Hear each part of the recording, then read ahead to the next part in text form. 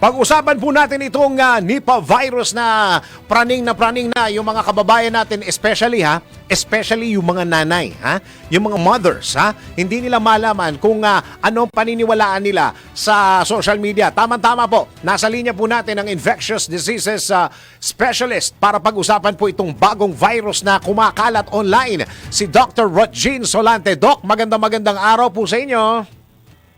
Hi, Dennis. Good morning. Ay nako, Doc, ngayon lang ho tayo nagkausap ngayong year na ito. Babati muna ako sa inyo ng Happy New Year. Ayaw!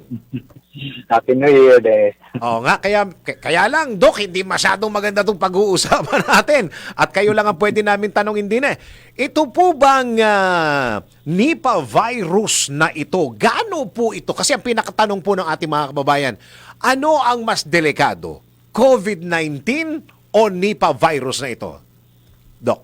Okay, so itong Nipah virus, no, actually, meron ng mga periodic outbreaks sa Asia Pacific nito, no? Opo. In fact, in 2014, meron tayong ganitong outbreak doon lang sa Mindanao, no? So, kumbaga, in terms of the level of contagiousness na mas lalong nakakahawa at saka yung level ng severity, yung contagiousness, hindi siya hindi kagaya ng COVID. Yung COVID kasi, noon talagang makikita mo, sa exposure, dalawa, magka-COVID ka na. But this one, ang mode of transmission kasi nito, Dennis, is from the animal na na-expose doon sa virus to human being. No? So, very selected population lang ang high risk dito. Sino bang high risk dito? Kagaya ng kung pumunta ka ng India ngayon, tapos meron kang history na pumunta ka doon sa kung saan yung outbreak, may exposure ka. So, yun, no? O, pangalawa, ang ano nito, is it common in the Philippines? It's not so common in the Philippines. And ang ano lang natin dito na huwag tayo magpanic because low risk pa rin ang transmission nito from human to human. Kumbaga, yung transmission na kung merong infected to the other one, kagaya ng COVID, very low ang transmissibility nito. Yung pagkakahawa-hawa, hindi katulad ng COVID, yung pinupunto nyo kanina, Doc. Yes, ganun yun. Oo, kasi may mga kumakalat ho kasi, Doc, na yung iba, ayaw nang kumain ng kilawin, alam nyo na, tapos kambing, tapos may nagsasabi pa, nakukuha din sa pagkain ng karne ng kabayo. Oh yes, at kasi nga ang nangyari dito, no, para lang ma-explain natin sa public. Yung carrier ng virus ay isang paniki, no, bat, no. Tapos yung bat na yan, yung pupo niya o yung kung saan siya pinainan niya yung mga prutas, kung makakain ng tao yon, pwedeng doon ang transmission niya. Minsan yung kabayo, yung goat, no, pwedeng kakainin niya yung pupo ng bat, doon ma-infect yung kabayo or goat. Kaya di-discourage natin na kakain ng mga hilaw ng mga pagkain. Dahil pwedeng makuha mo yung microbio na to if you will be eating those na mga karne na hindi luto. No? So, importante pa rin, maigi na pagkaluto para mamamatay yung virus. Kasi dito sa Metro Mega Manila, marami pa rin paniki dito, Doc, sa totoo lang. Lalo na yung mga kumakain ng mga bayabas namin. Pagka nakain ng bata yan, may posibilidad yan, Doc, kahit matanda. Yes, pero alam mo, Dennis, hindi ito ordinaryong paniki na carrier ng virus. There's a specific type of paniki na hindi naman siguro common din sa Pilipinas. Kasi kung ganun yung common sa Pilipinas, din para tayong Bangladesh. Bangladesh is one of those countries na almost yearly na meron silang ganong periodic outbreak kasi common yung itong klaseng paniki nito.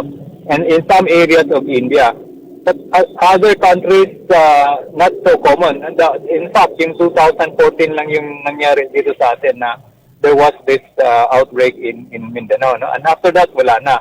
Pero ganun pa man, hindi pa rin tayo maging kumpiyansa kasi alam naman natin yung paniki might also have tendency to migrate to other areas na pwede rin makapunta dito sa Pilipinas. Ano ho yung mga sintomas? Kasi nakalagay ho sa mga balita ngayon, ang mga sintomas ng pagkakaroon ng Nipah virus ay yan, lagnat, sakit ng ulo, pananakit ng katawan, pagsusuka, sore throat, matinding respiratory distress. Parang COVID na COVID, Doc, no? Yes, kasi ang ano nitong virus na to, pag pumasok na to sa katawan, dalawa ang pwedeng puntahan niya, no? Initially, it will go into our body and then it will cause respiratory symptoms, flu-like symptoms, ubo, lagnat, no? Masakit ang katawan, no? And ang dalawa ang magiging kaya nga napaka-fatal nitong virus na to because ang una niyang ang affinity niya, talagang mabilis siyang pupunta sa brain natin, sa utak, no? Mas mahirap kasi pag ang utak na ang apektado, no? Mataas talaga ang mortality niyan.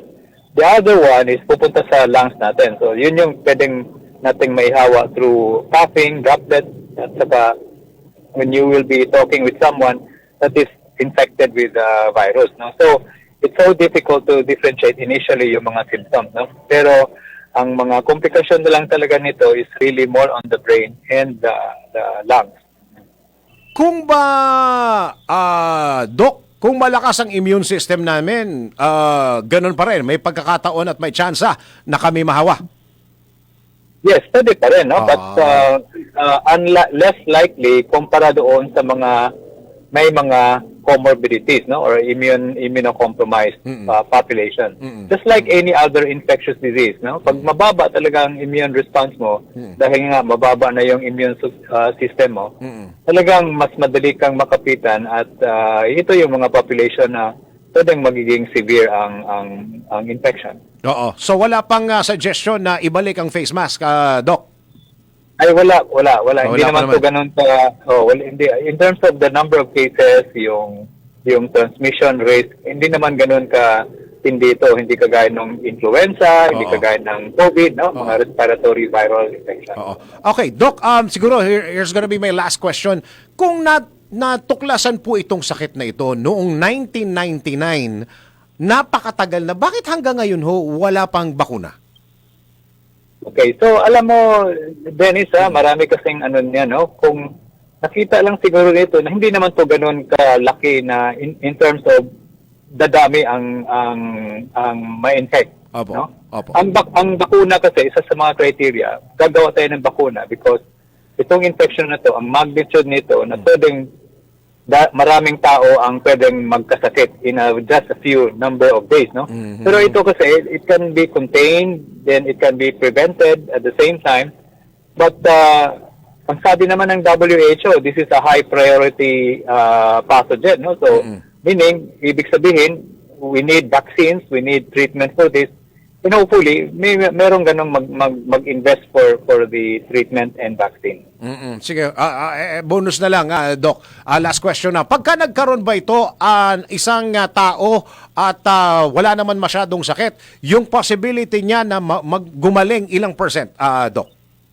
Ay mababa ang recovery kasi kung ang case fatality rate nito is between 40 to 75%, no? Especially pag nandun na sa brain ang mikrobyo, mataas talaga ang risk na hindi maka-recover. And at ito, Dennis, pag naka-recover ka naman, meron ka pa rin mga komplikasyon na related because of the infection. So, hindi siya totally maka-recover. Yun. Okay.